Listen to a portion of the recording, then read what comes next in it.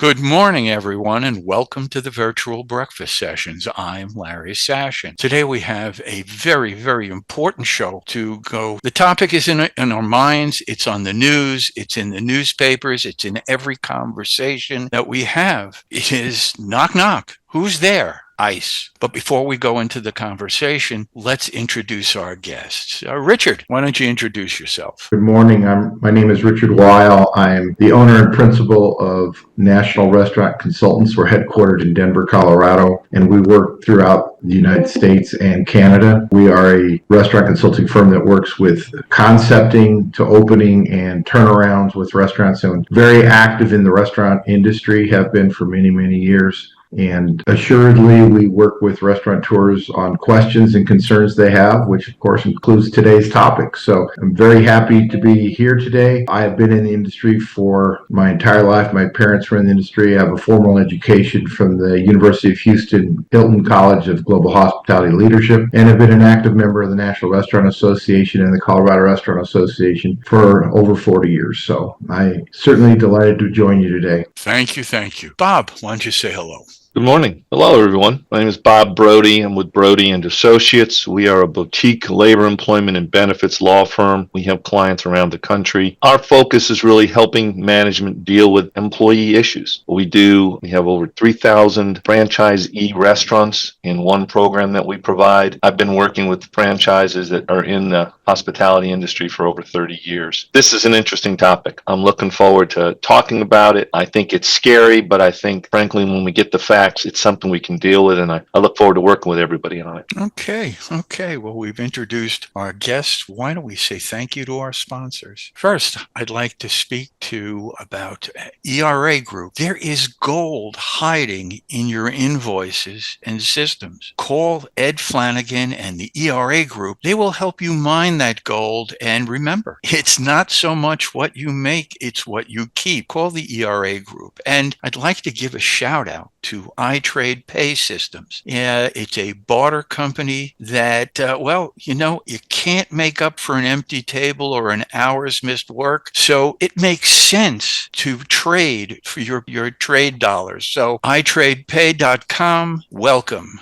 Back to our topic. Like I said, you can put three people together and invariably it goes to ICE. ICE. What is ICE doing? Today, we are going to endeavor to stay away from the political end of this conversation and just talk about the restaurateurs and business owners who may or may not be prepared for that knock on the door. Bob, you mentioned something very interesting about the situation we're in and why preparing for ICE is important. There's a practical reality that I think a lot of industries have to deal with. Your industry, and obviously the hospitality industry is very high on this list, has the potential for having a lot of undocumented workers. Even if everything you're doing is right, but you have those undocumented workers and an ICE raid is talked about or concerned about, you may have workers who just don't show up. So forgetting everything else, you can't run your business without workers. And if the back of the house doesn't show up because they're scared, that's obviously a huge problem. And so as the restaurateur, you got to figure out, what are you doing to try to make sure pretty comfortable with whether or not those workers are enabled to work in the United States? And second, what are you doing to make sure that the workers feel comfortable coming to work and aren't scared? Because it doesn't matter, even if I'm legal, but I'm too scared to get out of the house, I'm not coming to work, and that's going to be a problem. Okay. Richard, you deal with restaurants every day. How do they prepare for something like this? Well, I think the key thing is the word prepare. Preparation is absolutely the essential part of that, and that includes a communications plan within the organization as well as to be prepared for external communications. Restaurateurs often go through the what do I do if scenario. They've been doing that for years. What do I do if someone's choking? What do I do if one of my employees slips, falls, and we have an accident? What do I do if we're held up? It's the same thing. What do I do if the knock occurs? And it's a matter of preparation. It's communications and preparations and understanding their rights as an employer, as an owner, and understanding your employees' rights and going through a checklist and making sure that the ownership, the senior level management, all the way down into the key holders have a feel for this. And this really goes beyond just the back of the house, because there are lots of restaurants that employ people who are in the front of the house who are immigrants as well. And I happened to be in Houston, Texas earlier this week and went to a restaurant that's been around a long time. And I would say 80% of their front of the house were minorities as well. So it's really depends on the restaurant, depends, certainly a lot of restaurants have immigrants who are in the back of the house. That's absolutely correct. But you as a owner, the preparation and understanding these agencies and the difference between a audit and a raid. And I don't know if I'm going to flip that over to Bob, but there's legalities. I am going to flip it to Bob. How's that? I mean, there's the real legality between the audit and the raid and understanding those differences. So Bob, if you don't mind taking that shot, I don't mean to overvamp you there, Larry, but I think that's important. No, this is what it's about. Look, so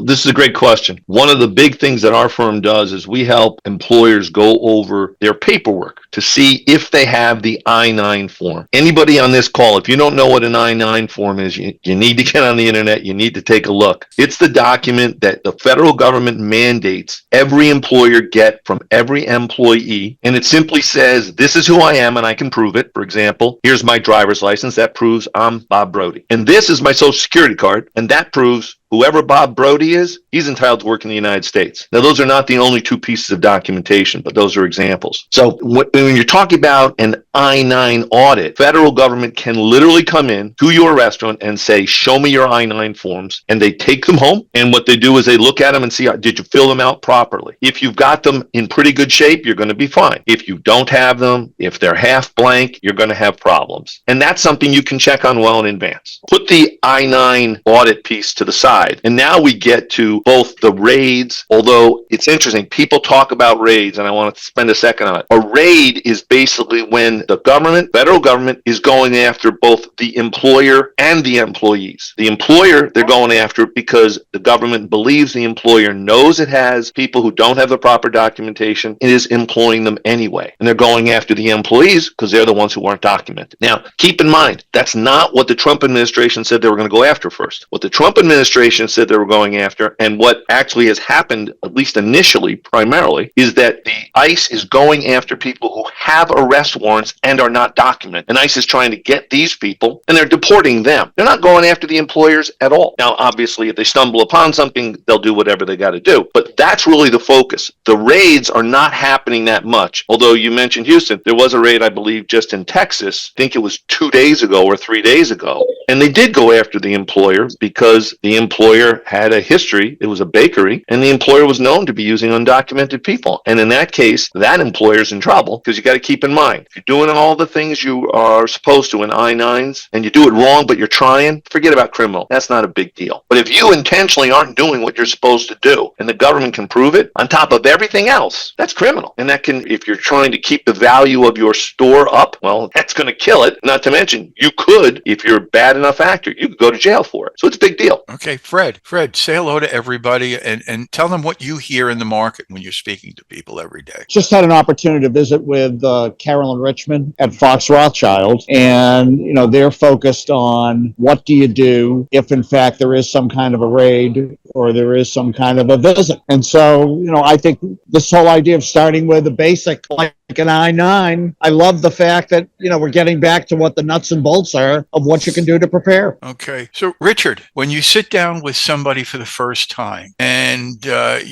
we all know that a lot of restaurant owners have plans in their heads. And a sage once told me, a plan in your head is not a plan, it's a wish. So how do you get them organized to start off? Well, first and foremost, they've got to understand the reasons, and I believe both Bob and Fred maybe alluded to it a little bit, the reasons you need to be prepared. There's reasons, there's legal reasons, there's accountability reasons, but more importantly, there's reasons to protect your business. Number one, you're in the business to stay in business. You're not in the business to get out of the business. You're in the business to stay in business. So number one, it's a responsibility that you're accountable for. And so that's the first lesson, is that we start to talk about the real business needs. And one of the basic business needs is stay out of regulatory trouble. That's a basic business need. And so if they understand this is one of your basic business needs, similar to making profits and cash flow, then the conversation moves a lot smoother so that they can start to logically understand their responsibility. Second, take emotion out of the equation. I love it what Bob said earlier, fact-based. It's a fact that you're accountable and responsible to have the I-9s in order and not to hire people who shouldn't be in this country. Now, we all know there's lots and lots and thousands, if not millions, of undocumented workers in this country. The answer is you need to go through the process to make sure you at least have the I-9s in order and that there's a document behind it that looks reasonable and it looks legit.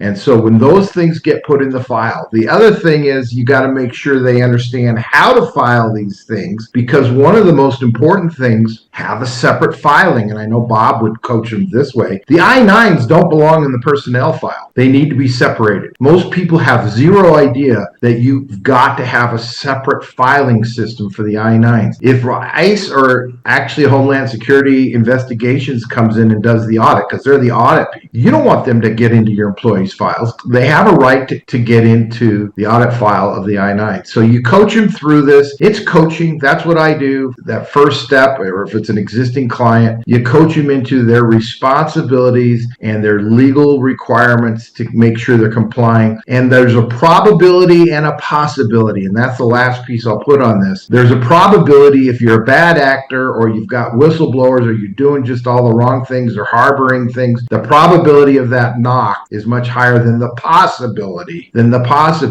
because you're hiring or you've got some minorities in your back or front of the house. So I think it's just sitting down, plan the plan, work the plan, make sure they understand their rights and the reason that you need to be compliant. Take the emotion out, get it to logic and facts. Hey, Richard, I want to follow up, if I may, on something you said. If you ask most people, is it illegal to employ an undocumented worker? The answer is, of course, yes, except it's not. That's not the illegality. The illegality is you know they're illegal, or you are so reckless you didn't even bother to look. So very quickly, Richard said, you've got documents that look legit. The reason he said it is because as long as you can legitimately say to the government, I got this thing, sure looks like a driver's license to me, and I got this thing that looks like a social security card, you're good. Now, I'm just going to give you a quick second. I got a 19-year-old son who's in college. He had friends over the summer. I'm looking around and I notice a driver's license. I pick it up. There's another driver's license. Both of them are in the name of the same person, not my son, and both of them have different birth dates. One of them made this young lady 19 and one of them made her 21. The point is, I'm a fairly smart guy. I had no idea these things were false. I mean, they looked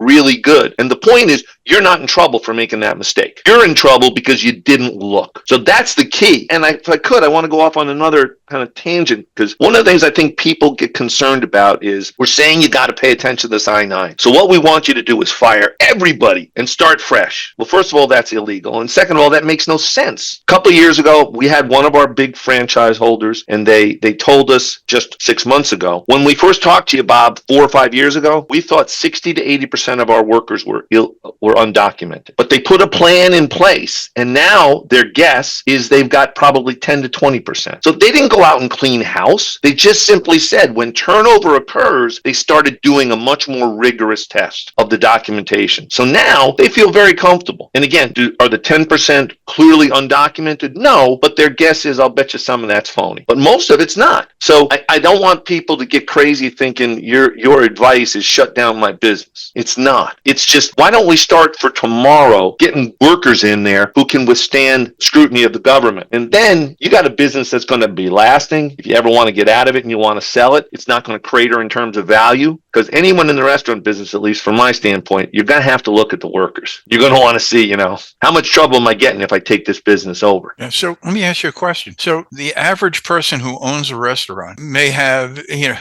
any place between 3 and 10 people working for him. And when he, for some reason, never did the I-9s. If he starts now and says everybody's got to fill out one of these forms, there's no problem to that, is there? There's not a huge problem. There's a little problem because obviously you've worked for me for 5 years and my I-9 says I hired you today. That's not great. It's not the end of the world. It's not the end of the world. I would definitely do it. I would much rather just bite the bullet because if you think about it, on most government agencies, my experience is, as much as the publicity may say to the contrary, they're not really looking to put anybody in jail. They just want you to be in compliance. Once you're in compliance, the fact that you screwed up yesterday is not a big deal. The fact that you're screwing up today is what they're going after. So if you get those I-9s and you put them all together, now, okay, the date's not good. It'll come up. It'll be a minor violation. It's not a big deal. But if you don't do it for fear of that, then you're going to continue to run your business where if ICE shows up, you're going to shut down. So it's much better for you to catch it and fix it than for them to catch it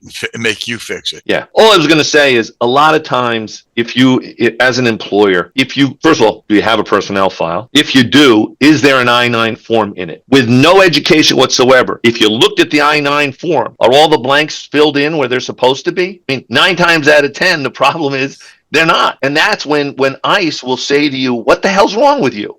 My driver's license example, there's nothing wrong with me. How the hell do I know? But the fact that I didn't fill in half the form. So my first point is just take a look. Do you have them? Are they kind of looking like they're filled in properly? And then each step you get better and better and better. But the closer you get to having them done just right, the more ICE is going to say, honestly, I don't care about you. You're not like a big bad offender. Yeah, you didn't do it right. Okay, we'll take care of that. But it's just not a big deal as opposed to, I know people who literally fill in the top half of the I-9 form and they don't put any of the documentation in. And that to me is much worse because it shows you knew you were supposed to, but you screwed it up and you didn't do anything about it. Okay. Question. So you mentioned forms of identification. What forms of identification are the valid forms to put in to do this? If you look at the I-9 form, and you can go online and get it, they'll give you an example. I think it's very funny. We're talking about employment issues, and here is what almost everyone in this business who talks about I-9s says about the I-9 form. It's a Chinese menu. You get one from column A, or one from column B, and one from column C. Now, I know that's politically incorrect, but I swear it's been said about it since I-9 forms were created. If you look at the form, it literally has a column A, and column A is documents that show I am who I am. In other words, it's got a picture of me, and that picture, that person is entitled to work in the United States. The passport is the easy example. And there are certain other cards for people who are immigrants. They have that kind of same documentation. The B and C, and I never can remember which is which. I think the B is identity, driver's license, and the C is whoever is been identified is entitled to work in the United States. That's a social security card. There's a whole, if you read the form, it'll give you a list of documents. The other thing is, if you go on the ICE website, you can actually get a handbook that literally shows you pictures of every possible documentation that could be provided. And so you can go in there, and if someone gives you something, you're like, what the heck is this? You go into that handbook, and you can look it up, and you'll be able to see a picture of it. And if you can't find it in that handbook, it's probably not legitimate. And if you look at it and you go, that looks nothing like what's in the handbook, that's probably not legitimate either. Okay. Let me just remind the audience that if you have any questions or comments, just text me or wave at me, and we will bring you into the conversation. All right. So let me go step by step. You're sitting in a new client's office, and you look, and he does his filing by the shoebox method. Everybody smiled. It means you've all seen those. All right. So the shoebox method. How do you organize somebody to keep their butts out of jail, Richard? Well, first and foremost, you're right. The shoebox method is often, they're a lot of times they're just time starved. That's a big part. They're time starved, or they lack organizational skills, etc. You've got to just sit there and I've actually taken people to the office supply store, got a little cardboard box, a document saver box, and walked them over there and bought a bunch of manila folders and said, here, we're going to buy 25 of these and 10 of these and 15 of these, and we're going to start your files right now, and just literally show them. It's just, I think in today's age, I can't say that there's not small businesses or franchises that don't have a filing system, but I see less and less of it. I really see more operators today at least have their employee files there or off premise, and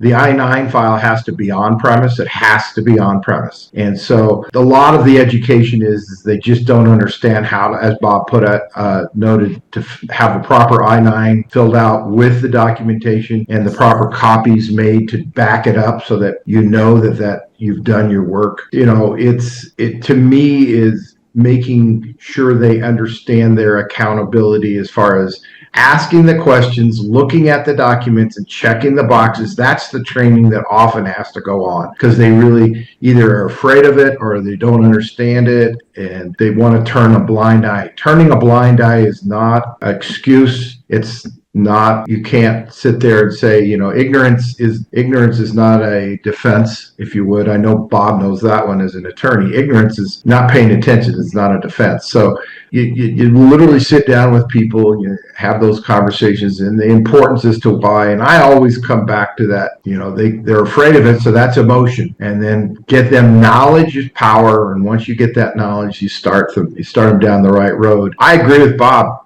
Just because you haven't done it yesterday doesn't mean you can't start today. And that's really the key. Start today, get it moving, and get your files cleaned up. As far as people being scared, and I think that's really the next piece is how do you keep your staff from freaking out and quitting? Richard, could I interject just for a second? Because I think one point that you're making about start now, the best thing to do is to start now, go all the way back to the beginning time and correct everything. But that's not going to happen. And if that's the way you think about start now, you'll never do it. No, start now, go forward. Exactly. And then over time, maybe you'll fix something, or realistically, there's such high turnover. A lot of times you're going to lose some of those people who you didn't do the paperwork on right. They're not going to come back. So that I just want to focus. That's the part of start now. Doesn't have to be intimidating because I don't really, I often tell clients, I don't care what the truth is. I just want to know, So let's just start now and go forward. And again, the government comes in and sees you're doing it all right. You're doing a pretty good job going forward. They're not going to be anywhere near as upset as you haven't done jack ever. That pisses them off. So, Bob, but I interrupted Richard. So Bob, okay. I'm going to interrupt both of you. So let me get this straight in my head. You're saying start now. So does that mean for the next hire, or does it mean I've got 5 other people working for me, gather their information now, and then make sure you do it from now on? For my money, I would say the first thing is I actually want to take care of the next hire. So I start getting my ducks in a row. Now, once I think I'm in pretty good going forward, then I would look at my existing people and I would make a determination. Do I want to go back and get their documentation? I would suggest yes, but the one thing I can tell you is if you do that, just be prepared for the reality. I ask for the documentation. They don't have the documentation. Once I know that, I have no choice. I have to let them go. I have to. Otherwise, now I've stepped from I'm a bad business person to I'm a criminal. And in my world, I often brag. In my business, nobody ever goes to jail. Isn't 100% true, but it generally is. I don't want to get into the area where someone's doing something criminal. That to me is just, you're crazy. Why would you do that? So go forward, look at your current people, and you'll probably never get around to trying to fix the old things, and that's okay. That's the way I would do it. What do you think, Richard? Well, I think you're on that point where I was hitting, and that is the communications with your staff. People know if they're legal or they're not legal to be here. They know. I mean, they know. And they got that job. Maybe they got the job, didn't have to fill out the paperwork, and they're a good employee. They've been with you 5, 6, 7, 8 years, whatever. They're your number one prep cook or line cook. They're there 5 days a week. They do split shifts, whatever. Those people, you're going to absolutely be at risk if you go backwards, and they're going to quit and go on. The other thing is most restaurants who have minorities that are working, they have their own network. And let's face it, they do it. Whether they're all from Mexico or Honduras or Guatemala, it doesn't matter. They know, they talk, they have their network. And once you start down that track of cleaning things up in the reverse, it becomes pretty well known on the street and you're going to lose people pretty quickly. I advocate the hire today and go forward. If it's possible to go backwards, great. But with most restaurants, they're achieving anywhere from 35% to 200% turnover in a year, depending on the restaurant. Even the lower 35% means in a matter of 15, 18, 24 months, you're going to clean up those files to what Bob said, 80% of the files are going to be pretty darn clean in a year, year and a half. You only got 15, 10, even 5 employees. You are probably not going to get a knock on the door. Probably. It's possible. Again, Bob knows probability versus possibility as far as witnesses, etc., and cases. The restaurants that hire and have higher visibility out there or known problems, they've got the higher probability. They've been bad actors forever. These are people that have been behind on sales tax, on use tax, or they've had issues, they've had fights, they've had employee OSHA.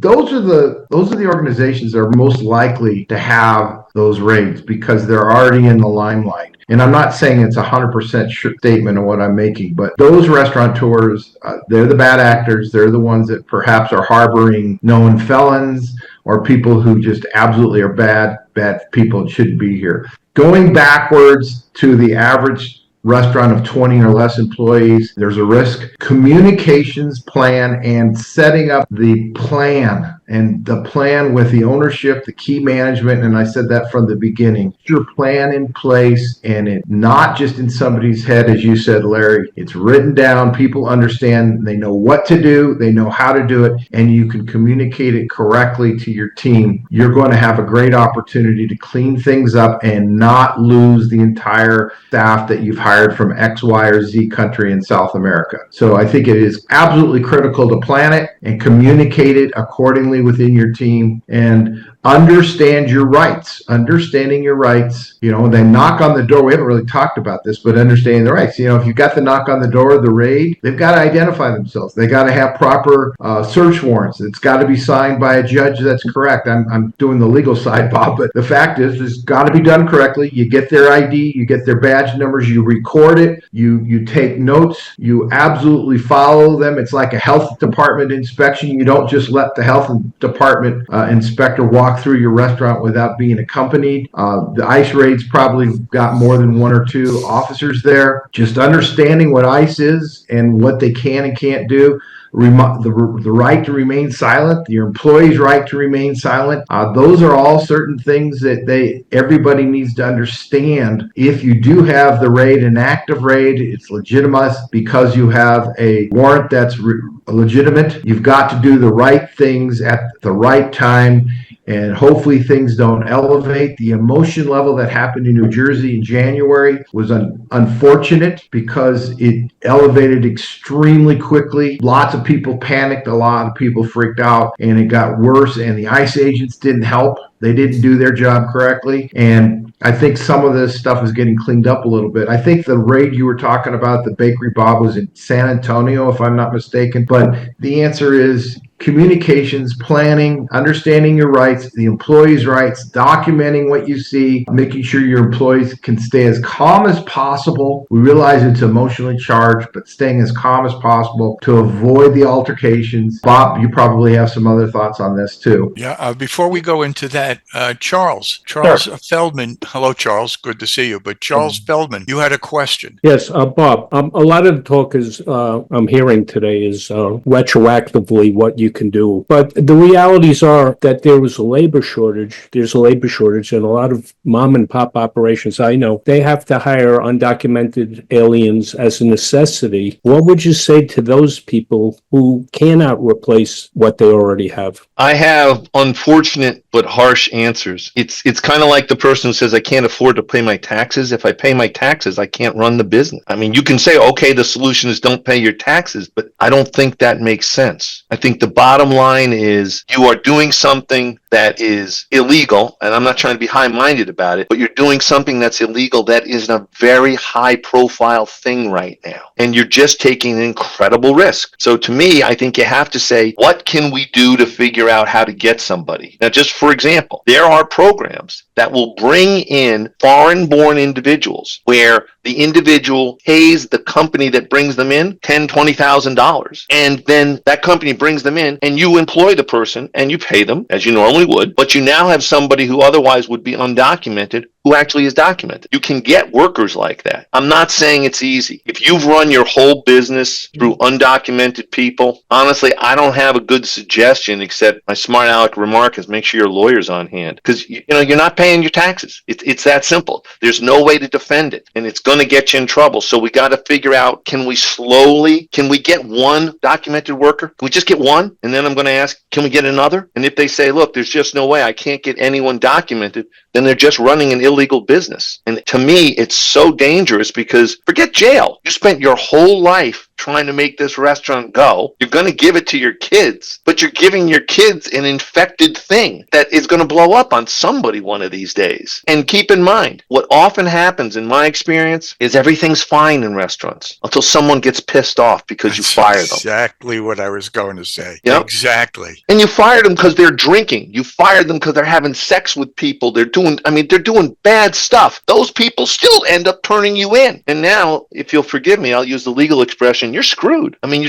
so it's not a very satisfying answer, Charles, but I just think you got to start off with, if your question is, can I run my business illegally? You don't need any of us to explain illegal's illegal. You know it. And if you ever get caught, you're going to be in trouble. Okay. Thank you for your legal answer, which I expect from a lawyer. But I think we have to also consider the impact on the labor market that this is going to have, because there's only a certain amount of restaurant workers who are willing to take those jobs as we go forward. Okay, let me jump in on this, and I will lead in, and then Bob, you're going to take over on this. I understand what you're saying. I understand this, but we're in a situation, we have to look at the world we're in, and in the world we're in, yes, there is a labor shortage, but Bob, why don't you jump in to the current administration, which is our reality? I think the fact is, this administration has made a huge point of they're going to go after undocumented people. One thing that I think is good for all of you to realize and to know, if you don't already, you couldn't turn on the TV for the first 10 days of this administration without seeing ICE doing something or other. And it was all over the TV. But if you actually look, the number of deportations has gone way down. The number of activity has gone down. In fact, the president has fired 2 of the people at ICE because the numbers are going down. So what I want to say, first of all, is I can't change illegal, but stay calm, because the fact is, while there was a huge flash in the pan, that has slowed down. So it's kind of like we all have a free reminder. This stuff is happening. Let's try to figure out how we can best manage it before someone comes looking. Because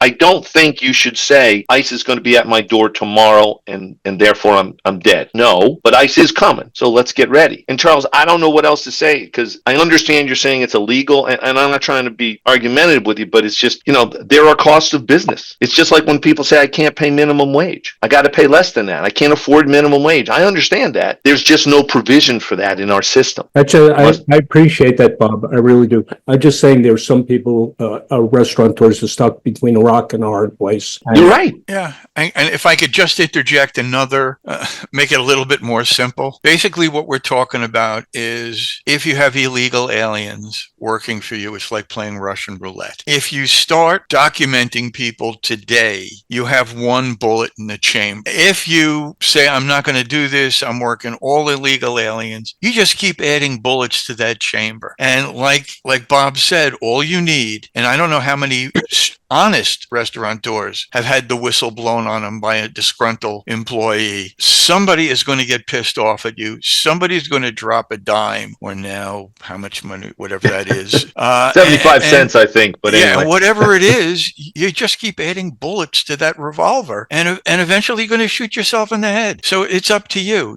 Some people think craps is a great game to play. Other people say, hey, the house wins 20% all the time. So, eventually you lose. Richard, do you have anything to add? I just wanted to say, I don't think people hire illegal aliens because they want to. I think they hire them because they have to. Great. I understand. And I'm not being cold and hard. I speak to the same people you do. But we're just telling you, whether we like it or not, if you do that, this is what might happen. Right. Yeah. Let me maybe chime in from the operator's standpoint. And Charles, I don't know Charles Feldman, that is, not Charles Dorn. I know Charles Dorn quite well. But Charles, I don't know operating restaurants. I've been operating and around restaurants for a long, long time. When you become a restaurateur, it's a risk, right? It's a risk. Whether you're a franchisee, whether you own it, you're a risk taker. You're an entrepreneur, you're a risk taker, managing risk. So when you're hiring undocumented workers, it's a risk. You're managing risk. It's somewhat playing Russian roulette, maybe not. As far as finding staff that can be documented so that you can not have bullets in the chamber, so you can start going forward, I do think there are things that operators can do without completely turning a blind eye to the situation. And it starts with networking your staff. And as I mentioned that earlier, your undocumented workers more often than not can figure out a way to become documented. And I'm going to just say this truthfully. I've been around way too many restaurants with way too many minorities from countries all over the world. And there is a network within their group, within their social world, that they have figured out how to create documents. Bob was talking about documents from, was it 19-year-old? Is that right, Bob? A 19-year-old?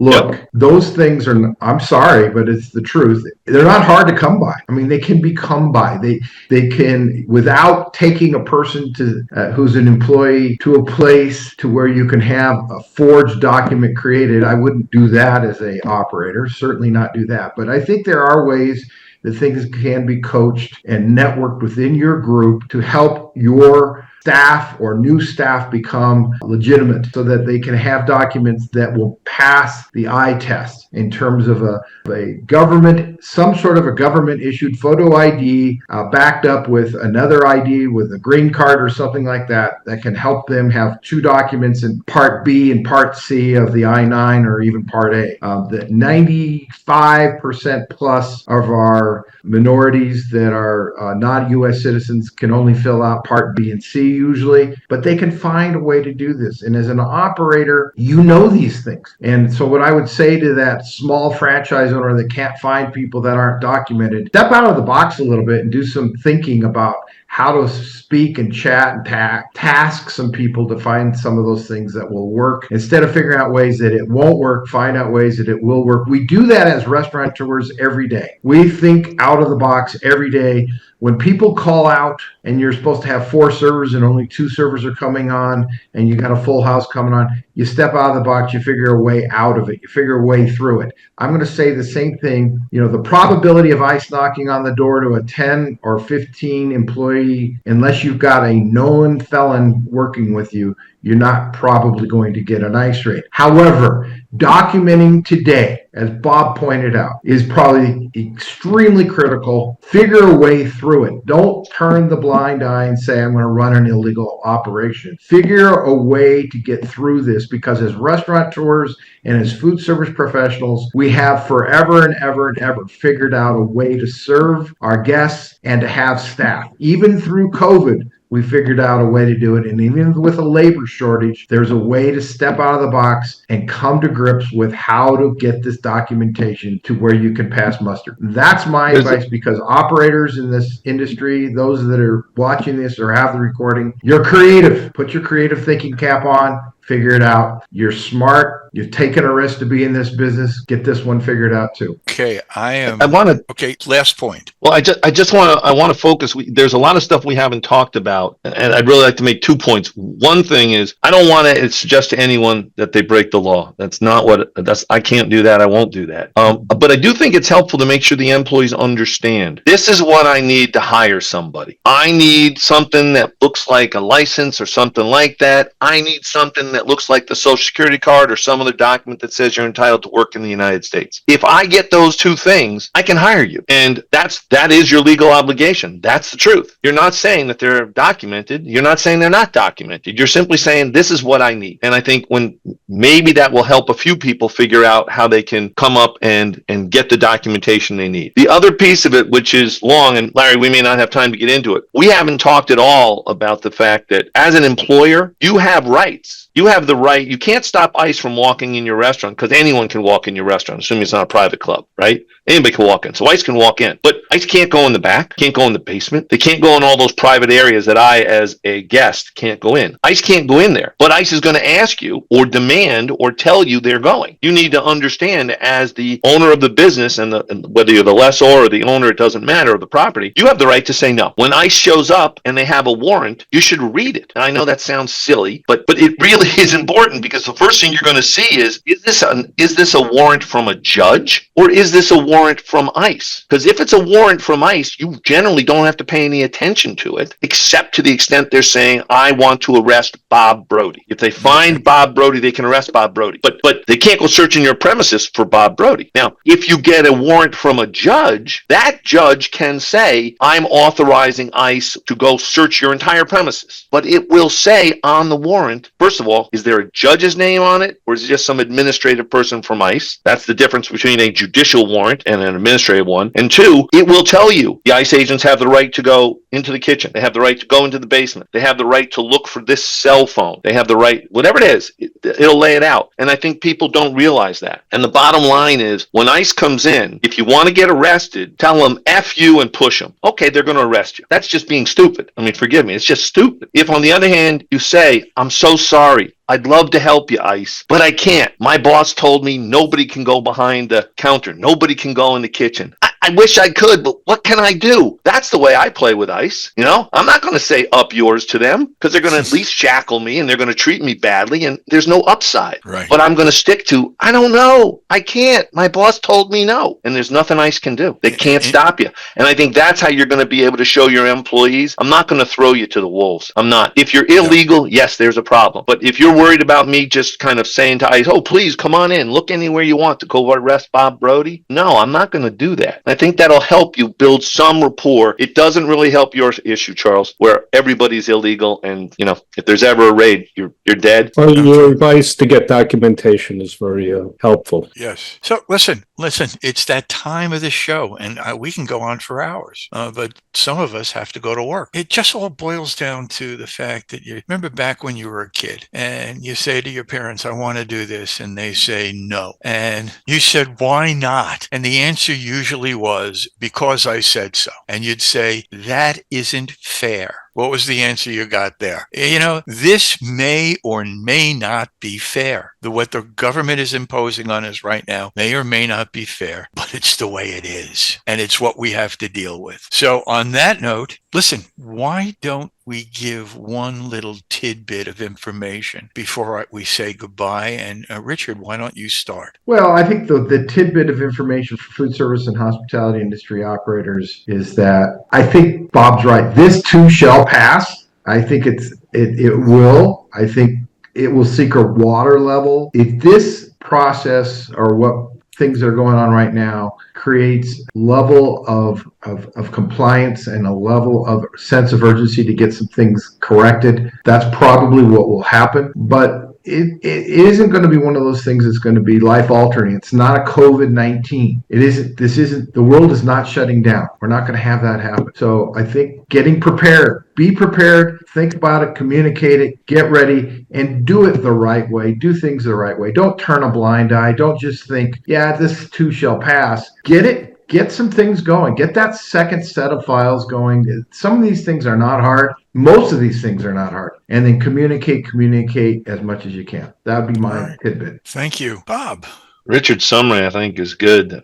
Maybe the way I would look at it is, you guys are trying to eat an elephant. Just take the first bite. Just one bite, you know? Yeah. And if it is the next guy I hire, I'm going to scrutinize and try to make sure that the documentation looks really good. Okay. If it is, I do have some I-9s, but I don't know where the hell they are, and they're in the middle of the personnel file. Okay. Create that one file that has all the I-9s on it. There's so many things you can do, but don't say to yourself, I'm either going to eat the entire elephant or I'm going to do nothing. Because we all know you're going to do nothing. And that's not going to help. So try to take those one bite at a time. And if you can hire a lawyer, great. Again, Charles, Ma and Pa, they got 3 employees. They got 6 employees. They're not hiring probably lawyers, and they're probably not hiring Richard either. Okay. But they can go online and they can read under ICE, and it has all this stuff there, some of which is scary, but some of which is easy. So I just say, take that first bite and then take a second. And that's the way you're going to handle this. And it's the only way you're going to handle it. Otherwise, you're going to stick your head in the sand, and one day you're going to get burned. Thank you, everyone. It's been a little bit upsetting show. but it has been an informational show that is very important to talk about. It's a hard topic to speak about unemotionally. And it's something that the restaurateur has people they work with, they live with, they have to worry, but they have to worry about the group as a whole. And if you start looking at the sum of the parts, you're going to take the whole, it's sort of like having an infection and you say it's only on my finger. I'm going to ignore it. Well, if you ignore it, it's going to spread up your arm and end up in your heart. And that's what this is. You ignore this and it will eat you up. So, on that jovial note, we have to start to wrap this up. And once again, I want to thank the ERA Group and Ed Flanagan. If you're looking for capital conservation, if you're looking to recapture some of that money that you think you overpaid, call Ed Flanagan and the ERA Group. Their people will find that money for you and get it back for you. And number two, iTradePay.com. Back in the day, the barter companies were all over the place and they were turning your empty tables into cash for you, into cash savings. So look for iPaidTrade.com and it just makes sense to use their trade dollars to buy your business needs. So that's it. We're going to be back in 2 weeks and I hope you join us. And if you can't, just look for us on YouTube, look for Virtual Breakfast Sessions and we're there. So everyone, 2 things left. Everyone, stay positive, test negative, and I'll see you in 2 weeks. Bye now.